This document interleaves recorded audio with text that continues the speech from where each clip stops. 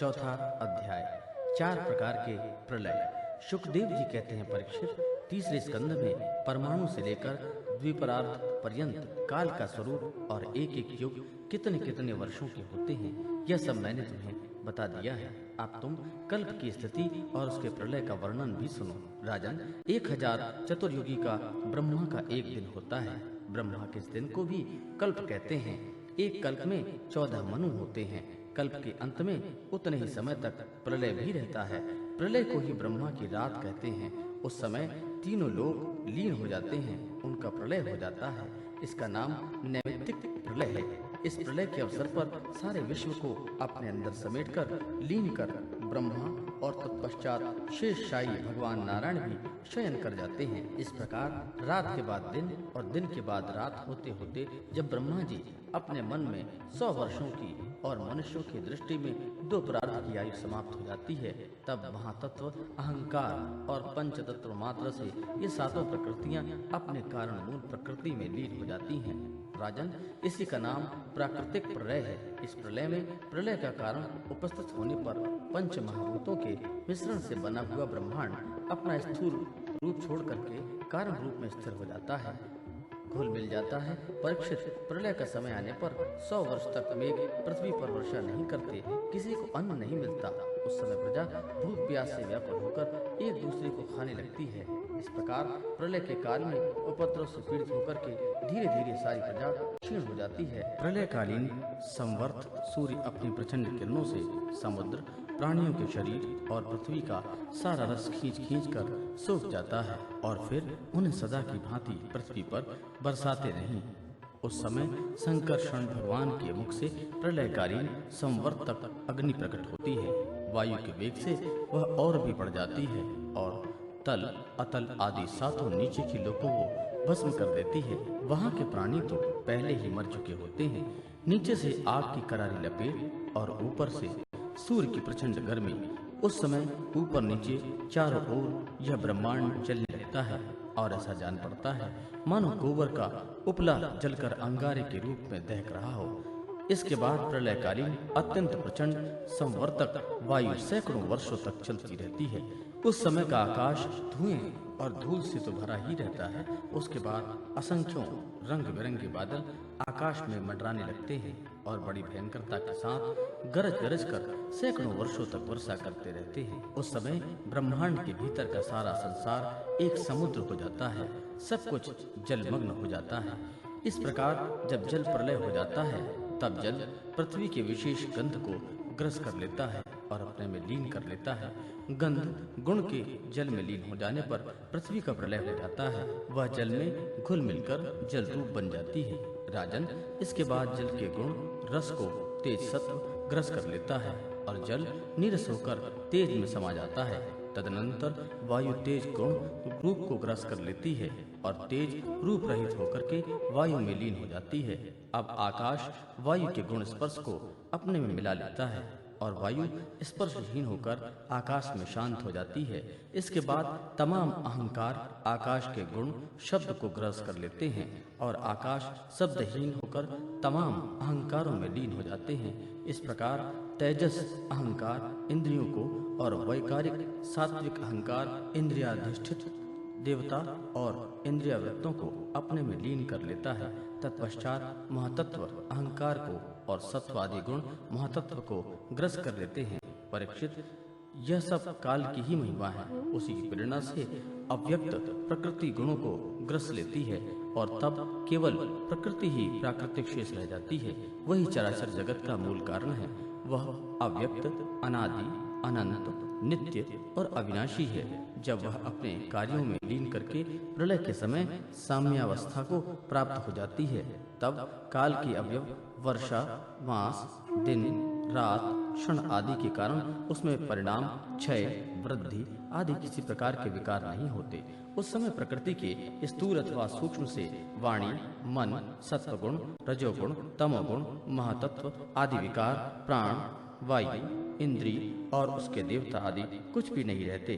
प्रकृति के समय रहने वाले लोगों की कल्पना और उसकी स्थिति भी नहीं रहती।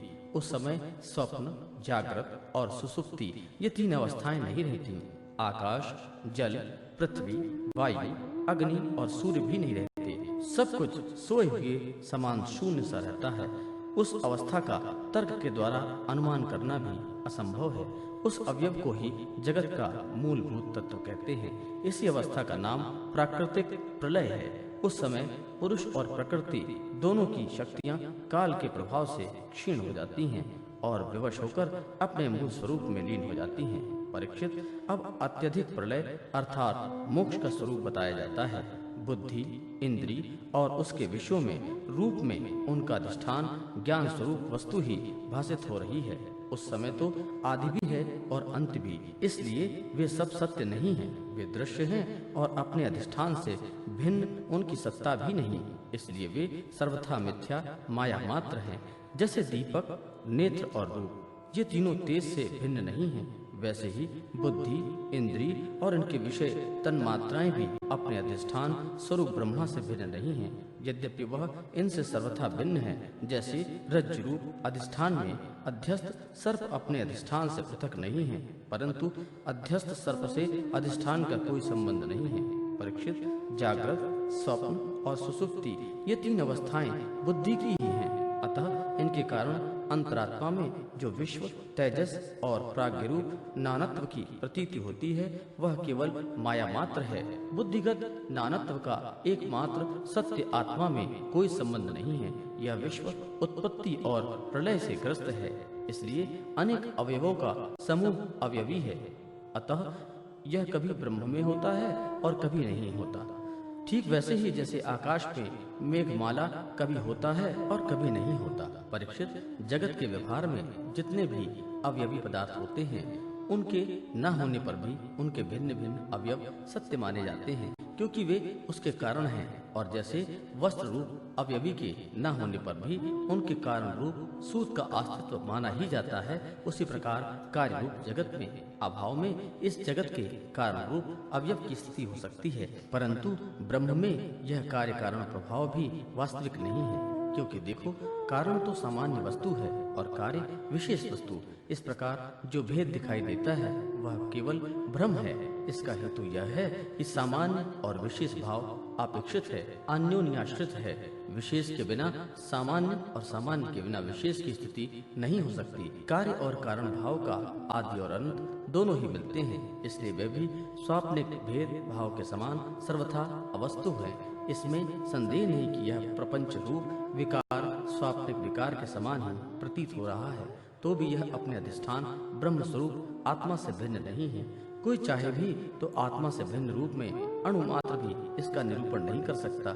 यदि आत्मा से पृथक इसकी सत्ता मानी भी जाए तो यह भी चिद्रूप आत्मा के समान स्वयं प्रकाश होगा और ऐसी स्थिति में आत्मा की भांति ही एक रूप सिद्ध होगा।